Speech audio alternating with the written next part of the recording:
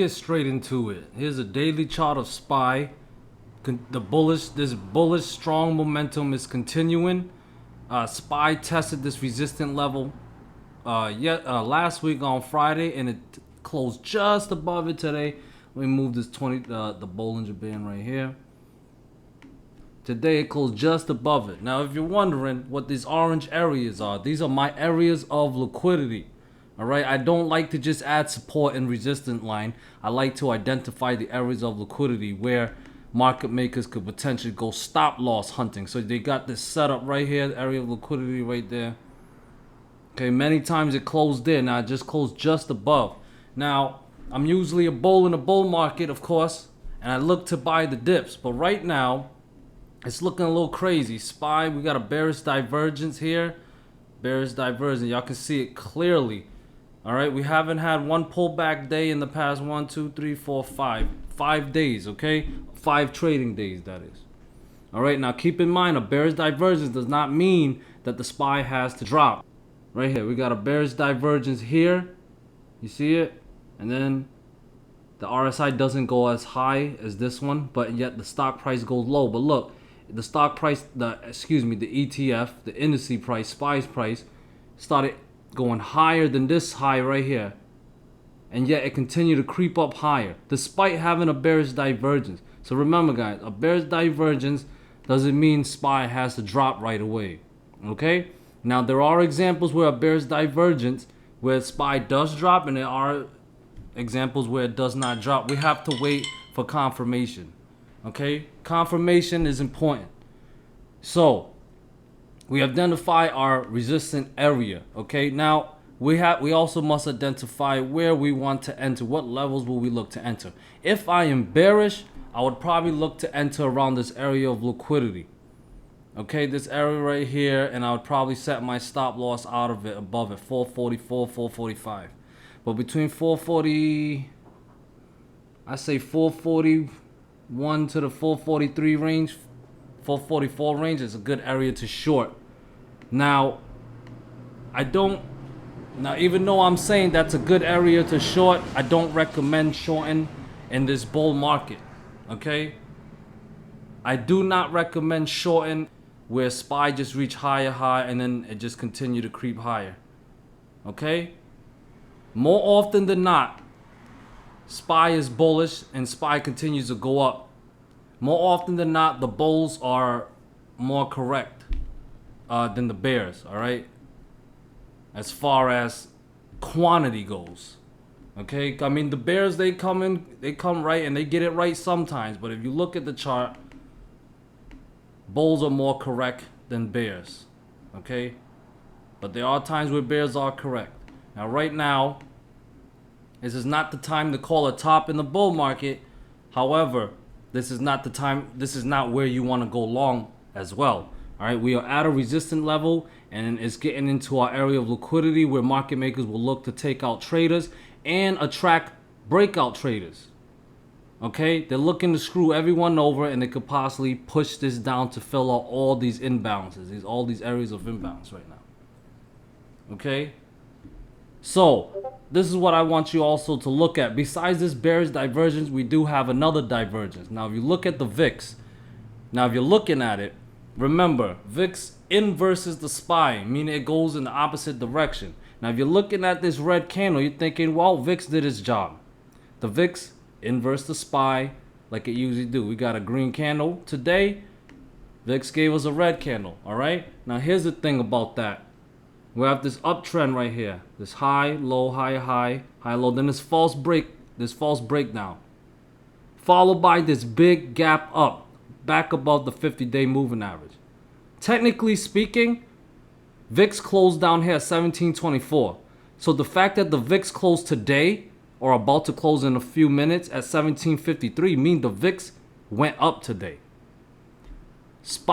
Both SPY and the VIX went up today. Now that is a divergence that I would want y'all to pay attention to. Okay, this could lead to a blow off top.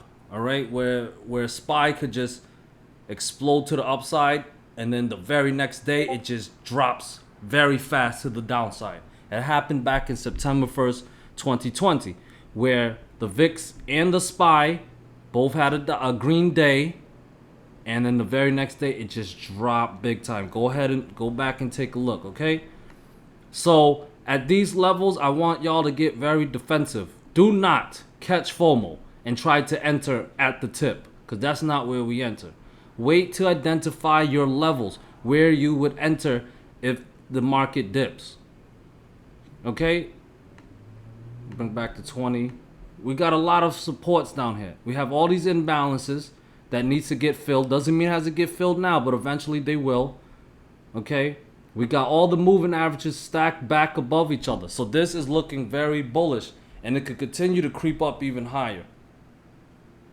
Okay, so do not try to short this market, but also do not try to enter at these levels. Get defensive. Raise cash, guys. Raise cash. If you're a bull, raise cash so you can enter at a really good position. Preferably around the areas where our support levels are, around these moving averages, or around these imbalances. If you want to short, I don't recommend shorting in this strong bull market. I would wait for a strong rejection of a critical resistance level. Now, the critical resistance level was here, but like I said, there's a lot of liquidity up here that I would wait for the market makers to take out. Then maybe I would enter and bet to the downside. Okay?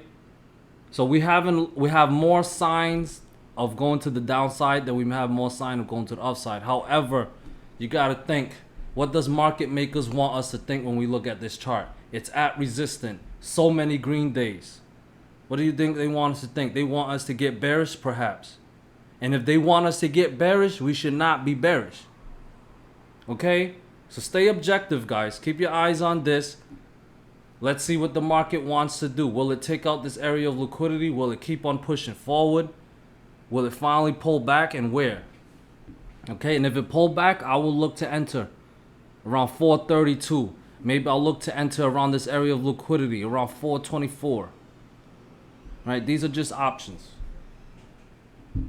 So moving on to the QQQ, we also have a bearish divergence on the QQQ as well. QQQs continue to close and making new highs as well. All the moving averages are stacked on top of each other, but this strong move to the upside left a lot of imbalance as well. Okay, so I mean, like I told you guys, July is a very, very bullish month for the QQQ. It's a very bullish month for the tech sector with all these earnings coming in. Now, August is next month. August is a whole nother story. All right, so don't try to go long and catch FOMO at this level, guys. I said it a bunch of times with the SPY. I'm going to say it again with QQQ. Okay, I am expecting a pullback. Yes, I am expecting a pullback. But when will the pullback happen? I'm not sure. Okay, don't call a top. Look at this. Look at this. How many times did people try call on the top and QQQ just continue to grind higher? Don't call a top. All right, wait for the nice dip.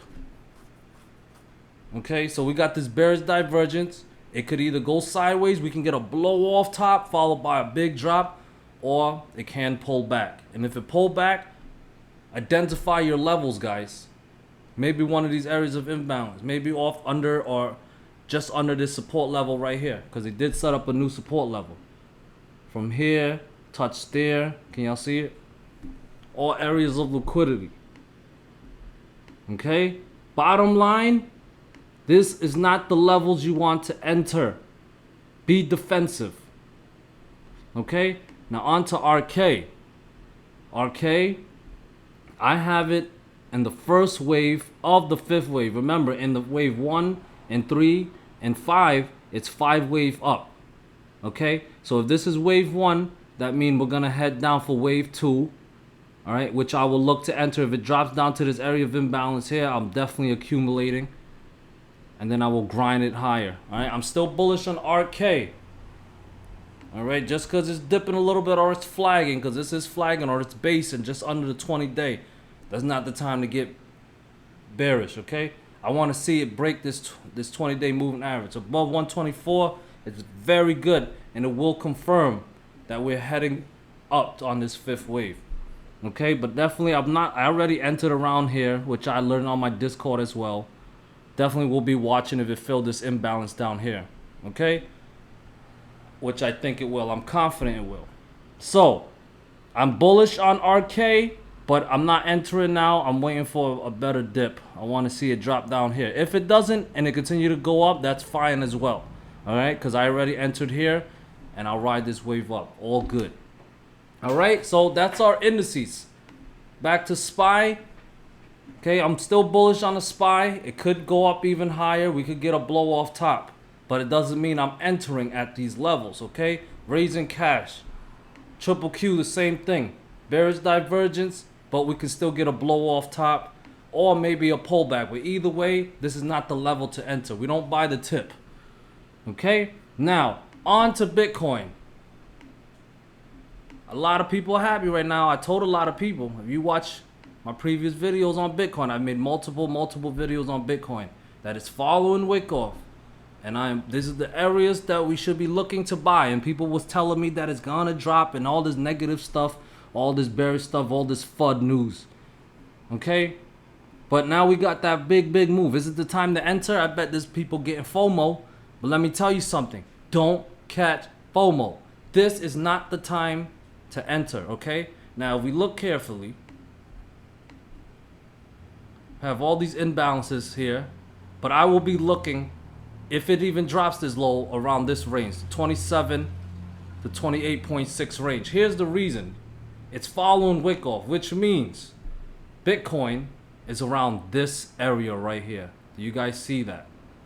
Okay, we got the ST in phase B. We just got off this dip right here, finally, and then we exploded up very close to the AR level. That's exactly what Bitcoin did, guys. ST level right there, got this dip and finally move up.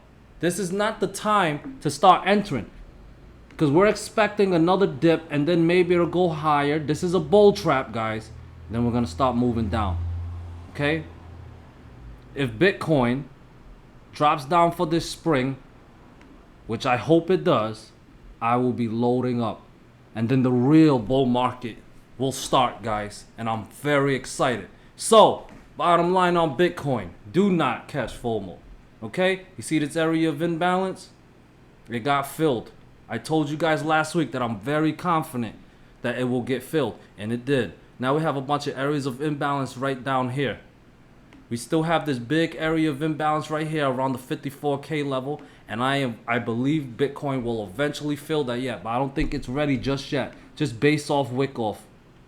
Okay, so when it was down here, I told you guys it's the time to buy. It's bullish. Right now I'm saying this is not the time to buy. This is the time to wait and see what Bitcoin wants to do next. Okay, so guys, I hope this technical analysis was able to help. I hope this kept you calm and objective.